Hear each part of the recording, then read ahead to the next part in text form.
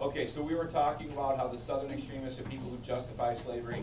They are people who basically argue that slavery was good.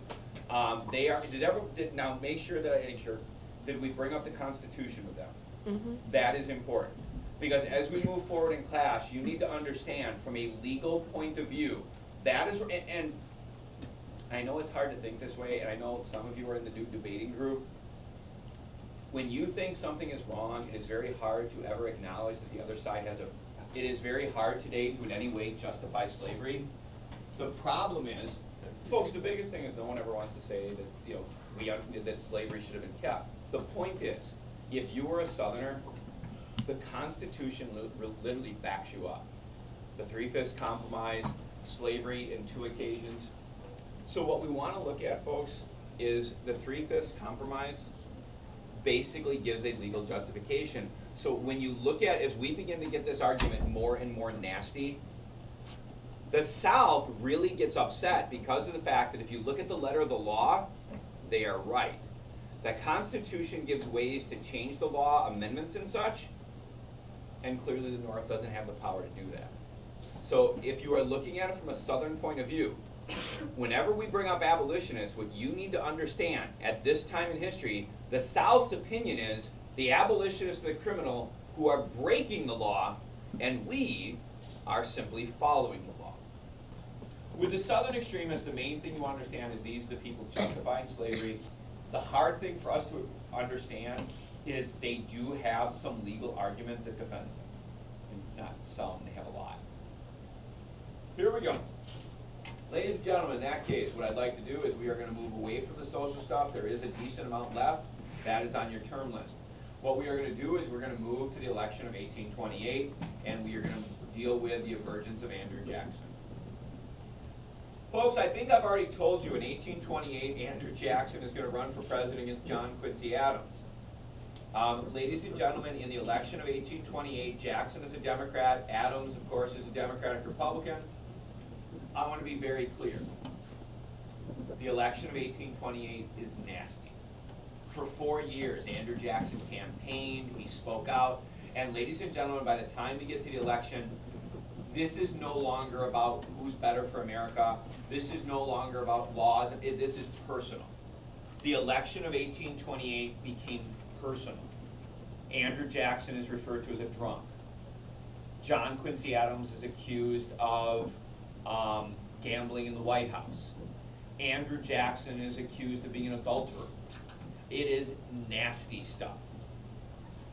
And again, what you want to think of is they had spent so long building up to this that it basically boiled down into Jackson versus Adams.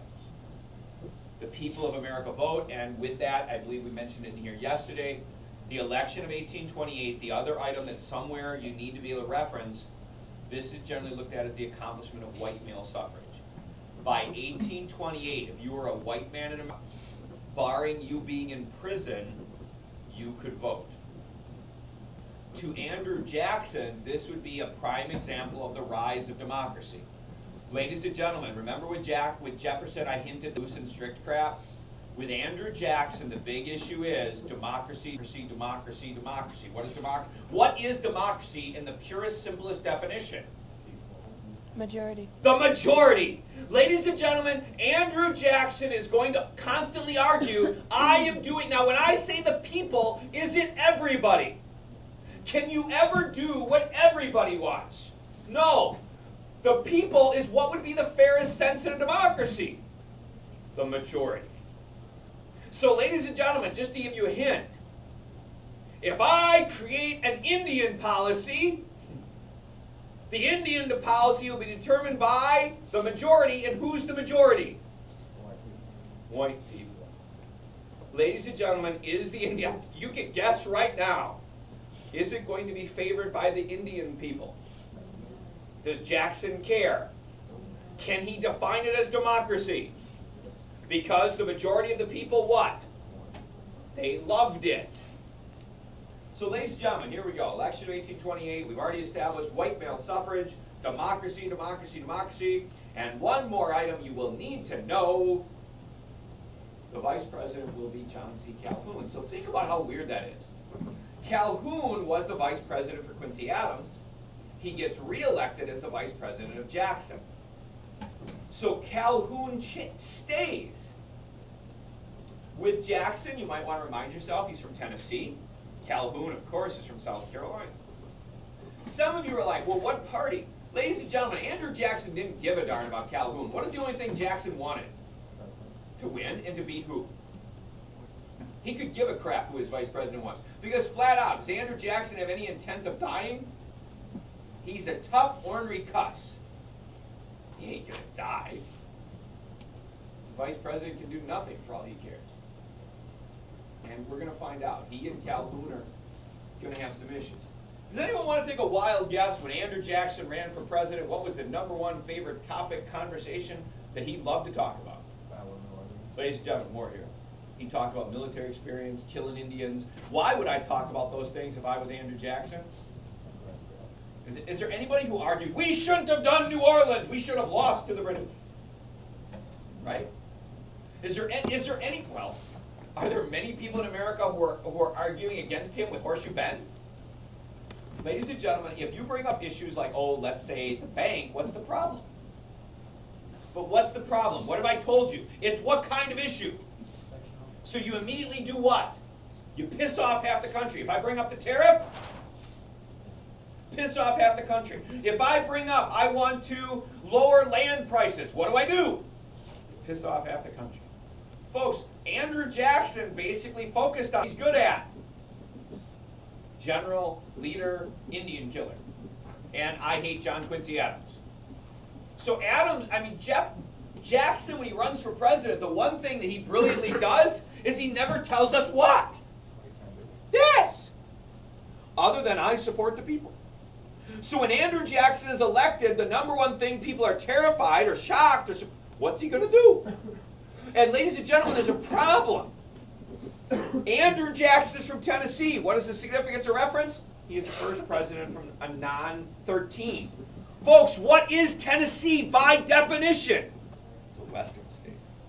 Ladies and gentlemen, the question becomes, is Jackson more western or is Jackson more southern? Why would you think he could be southern? He's a slave owner. So ladies and gentlemen, when Jackson becomes president, that is what everybody wants to know. Because at this time in history, most people believe that you are southern or you are western or northern. If you are in the north, which would you prefer him to be? You'd prefer him to be west because the west often works with the north, right? What don't they want him to be? South. So ladies and gentlemen, with Andrew Jackson, and let's see if anybody, why doesn't anybody ask him? They're scared to death of him. Flat out, people were terrified of this guy. Yes, we had a president of the United States. I mean, remember, this is a man who survived duels, fought major battles. He is a rough, tough man. He has no problem getting into a bar fight. None. Absolutely none. So ladies and gentlemen, let's introduce Andrew Jackson. I do like him. I think he's cool. Do I think he's perfect? No. But there's some very likable things about him. First thing with Andrew Jackson, and ladies and gentlemen, I think this is where you get the perception of him. Andrew Jackson's first act as president follows right after the election. It goes with his inauguration. It's referred to as King Mob. Ladies and gentlemen, this is one that you're all going to smile about, and I will almost guarantee every one of you will remember this one. When you look at King Mob, this is Jackson. This is not little. It's not insignificant, because sometimes some of you see the cute stories and like, well, I can't, bull crap. When you see a cute story, it means you remember it. How do I make it important? Folks, when Andrew Jackson is elected president, he is so happy. He feels so vindicated. He announces, come one, come all, presidential inauguration. Free food, free beer. It's open to the public. Ladies and gentlemen, on the inauguration day, thousands of people show up. Normally, inauguration parties are by invitation only. They're very formal. It's very elegant, very pretty. Ladies and gentlemen, all of a sudden you get Jackson's inauguration. You have people coming in their furs. You got people in their work clothes. You got people bringing their kids. The line was lined up for over a mile. Because people were lined up to shake his hand. In fact, people got anxious, so they began to push. So many people began to push into the White House that people couldn't move. They broke and they moved the proceedings to the front lawn. I'm not done. Ladies and gentlemen, after Jackson shakes the hands and he puts his hand on the Bible, for the next 48 hours, they drink and they party and people throw up and people dance and people get rowdy. They tap, it's like something like 36 gallons, or excuse me, 36 barrels of beer. I mean, you know, think about, I know none of you would, but high school parties, you know, 36 barrels. Folks, people stole crap from the White House. In the drunken party, you know, people were going in and going, oh, an ashtray, and putting it in their pocket and walking out. People were throwing up. And now let's look. Folks, remember I said it's a powerful item you can use? King Mob. Ladies and gentlemen, the next day in the newspaper, that is what appeared across the newspapers. Who came up with the name? Ladies and gentlemen, the rich people are beginning to question Jackson. The rich people are saying that was not professional. That was not acceptable. Folks, rich people are used to what? What are people usually doing to them? Kissing their butt, being nice to them, giving them special treatment. Ladies and gentlemen, at that party, who did Andrew Jackson focus on? Who did Andrew Jackson allow to celebrate America? The public. Holy crap. Ladies and gentlemen, that saying is both an attack and the ultimate strength of Andrew Jackson. Ladies and gentlemen, only a handful of presidents in our history have been able to do this. The rich people begin to worry. Holy crap. This guy's crazy. This guy's going to honestly do what he wants to do instead of do what the rich people tell him to do. Ladies and gentlemen, what King Mob says is Andrew Jackson has the love and support of a whole crapload of regular, worthless people. Mob is the worthless trash. Folks, the rich people are referring to that because they're used to delegating, leading. He's a king because there's a lot of them. Ladies and gentlemen, what have very, very special presidents learned? If you can get the support of the American people, if you get the American people behind you, you force Congress to do things, because anytime Congress refuses, you simply say, fine, you tell them. This is what I want to do. This is what I think the people want. The Congress is being a bunch of buttheads. You deal with them. And Jackson is very blunt. He just comes out and he says stuff. So please be aware, it's an insult. But every time Jackson gets in trouble, he appeals to the people. And he will ask them, what do you want? Do you support me or do you support them? The rich people are smart enough to begin to realize this isn't good. Because rich people and poor people don't want the same crap.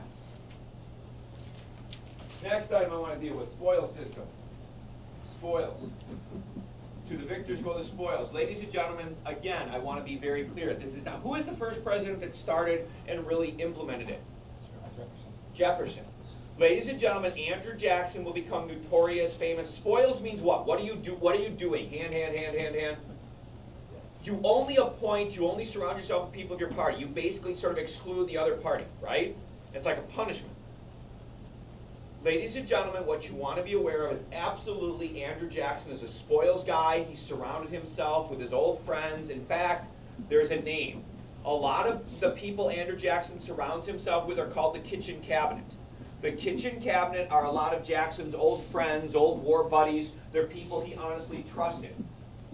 What is the interesting thing? Andrew Jackson is the first president that will be publicly attacked for spoils. And what I want you to think about, folks, is the rich people were beginning to realize they can't control him. Andrew Jackson is like a loose cannon. So, ladies and gentlemen, the spoils system was an area where the rich people tried to attack Jackson, saying, look, Jackson's a hypocrite. He says he's Democratic, but he only picks his... Ladies and gentlemen, other presidents had done the exact same things, but they kind of worked with Congress. With Andrew Jackson, the rich, the upper class, the Congress, they were looking for ways to weaken Jackson's popularity, so they try to argue that spoils is anti-democratic. Please be aware, kitchen cabinet, that is the advisors and the close personal friends of Jackson himself. Questions? Next item, the Maysville Road. I want to implore you that the Maysville Road is a very important item. Ladies and gentlemen, this is the first official act as president. Andrew Jackson becomes president. The Maysville Road is sent to him. Ladies and gentlemen, what everybody in the country is waiting for, what part of the country would want? Maysville Road is an internal improvement. What part of the country would desperately sign that? West. What part of the country would not sign it? Because they would argue, whose responsibility is that crap? The state. Ladies and gentlemen, Andrew Jackson vetoes the Maysville Road. All across the country, people go, oh crap, oh good, Jackson is a... Ladies and gentlemen, the reason the Maysville Road is important is it's not really about, do you need to know what the road is, where it goes. What you need to know is Jackson's veto sends this message, he's a Southerner. Like I said, people are scared of Jackson. Eventually, people ask him, why did you do that? Because some things become inconsistent. Andrew Jackson argues, I didn't veto an internal improvement. I vetoed a stupid law. Andrew Jackson points out, the Maysville Road was like 85% in one state. The Maysville Road, which would have been paid for by the federal government, was almost exclusively in Kentucky. Now, let's see how smart we really are. Anyone want to take a wild guess who wrote the law? Ladies and gentlemen, the Maysville Road is written by Henry Clay. Henry Clay is from Kentucky. He wrote a bill to help his state. Now, here is where you can look at the more underhanded, more seedy approach to Andrew Jackson. One, he vetoed it because it was it was not a good law because it only helped Kentucky. Can anyone give me another possible reason Andrew Jackson might have wanted to veto this? He hates Clay And why does he hate Clay? because of the corrupt bargain. Ladies and gentlemen, when you look at Andrew Jackson, I want to be very, very direct. Andrew Jackson is a very simple person. If you are a friend, there are stories that he will go out of his way to help you. He will give you money. He will speak for you. He is an exceedingly loyal man. But I want to be very clear. If you are Andrew Jackson's enemy, he will do anything in his power to get even and to get revenge. So when you look at the Maysville Road, folks, the problem is, if you look at Jackson's point of view, it is democratic. Why? His argument was only the state of Kentucky would vote for this piece of crap, so most Americans wouldn't want it. How does it benefit you if you live in New York or Georgia? Right? The next item is the Webster debate. Webster-Hayne. Ladies and gentlemen, this is a debate on the floor of the U.S. Senate.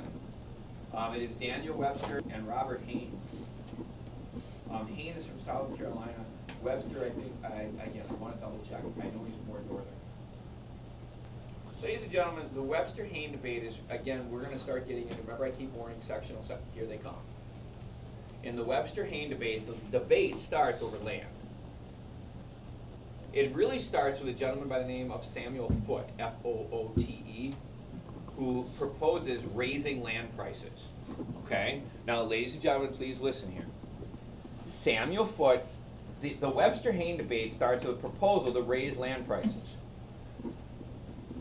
In technical terms, Samuel Foote is from Connecticut. Again, why does the North not like cheap land? But who runs? Who runs? The immigrants leave. Why does the South not like cheap land? Competition. So, ladies and gentlemen, Samuel Foote proposes raising land prices.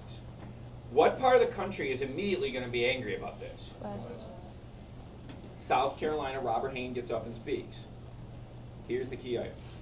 Robert Hayne gets up and says, I agree with the illustrious senator from Connecticut. Land prices are too blah, blah, blah. Here's the item. Ladies and gentlemen, Robert Hayne basically says, I agree we should raise land prices. South Carolina does not like cheap land. But then he goes, but to my brethren of the western states, if you believe this are an infringement upon your state rights, if you believe that high land prices are against the wishes of your state, maybe you should look at the issue of nullification. Ladies and gentlemen, in the Webster-Hayne debate, it is not about land.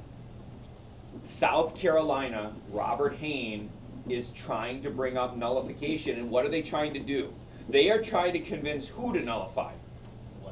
Why on earth is South Carolina trying to convince the West to nullify something they like? Because in one state is able to nullify. And what does South Carolina want to nullify? The tariff. Ladies and gentlemen, this is about the tariff. The tariff is coming back. South Carolina hates it. But what do they know? They need other people to buy in. And buy into what? Nullification. So here is a very controversial law. Think about the irony of this. Haynes says, I agree with the law, but you people, if you don't like it, you could void it. Which basically means, what could the West do? But not only could they void it, what would they do with land? Make it cheaper. So literally the federal government would pass a bill saying you raise land, and then the state of Kentucky or whoever would void it, and they would raise the prices. There's the problem with nullification. Would there be a federal land policy? No. Bring in Daniel Webster. You can summarize this any way you want. Ladies and gentlemen, Daniel Webster gets up and very simply, Daniel Webster specifically says what Robert Hayne and John C. Calhoun are proposing are dangerous.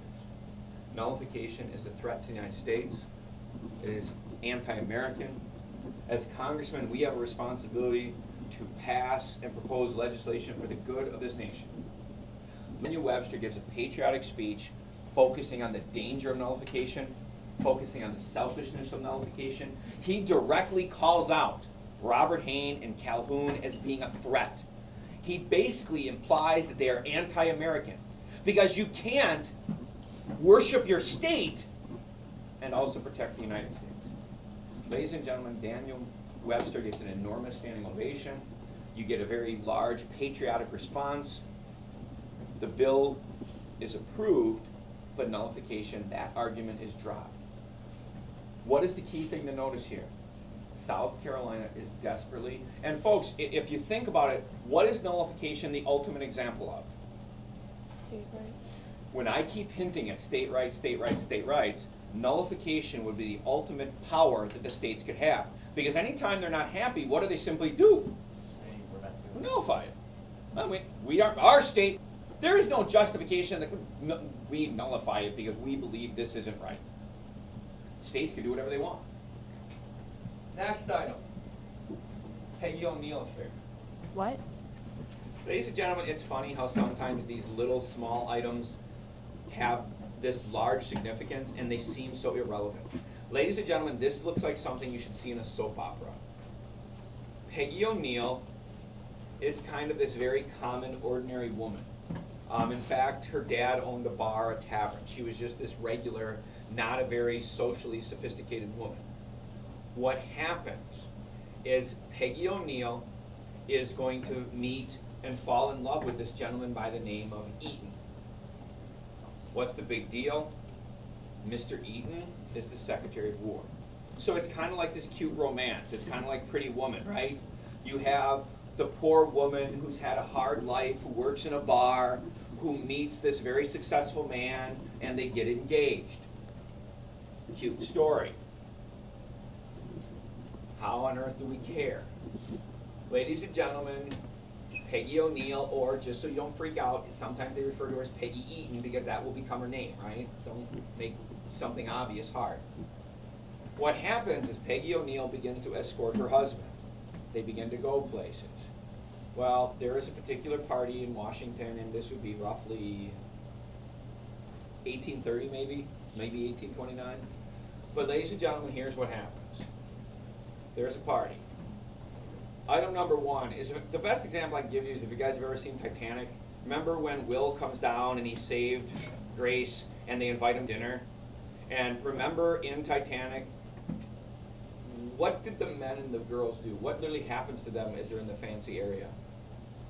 They separate. Because the men were going to go and smoke cigars and they were going to talk business, and the women would be bored with that, so the women would stay and they would talk womanly things. Ladies and gentlemen, in the parties, it was very common that the sexes, kind of like a junior high dance, would separate, right? What happened is, I don't know how to say this simply, Peggy O'Neill begins to be outed. I mean, wherever she goes, women get up and walk away, nobody will talk to her. For whatever reason, Peggy O'Neill has basically been, she's being ostracized, she's being excluded. Next. It just so happens that something came up, her husband, Secretary of War, had to leave. So literally, Peggy O'Neill, the women won't talk to her, her husband has to leave, so she's kind of abandoned. According to the story, eventually she's kind of found sitting by herself by Martin Van Buren. Martin Van Buren is the Secretary of State, close friend of Jackson. Martin Van Buren basically invites her to the head table. Now, don't get crazy and out of your minds here in a second. Ladies and gentlemen, for the rest of the evening, Peggy O'Neill will be entertained and the personal guest of Andrew Jackson. Andrew Jackson will tell her stories, Andrew Jackson will have them sit at the table, all this wonderful stuff. What a cute story. Ladies and gentlemen, at this point it is completely irrelevant and insignificant.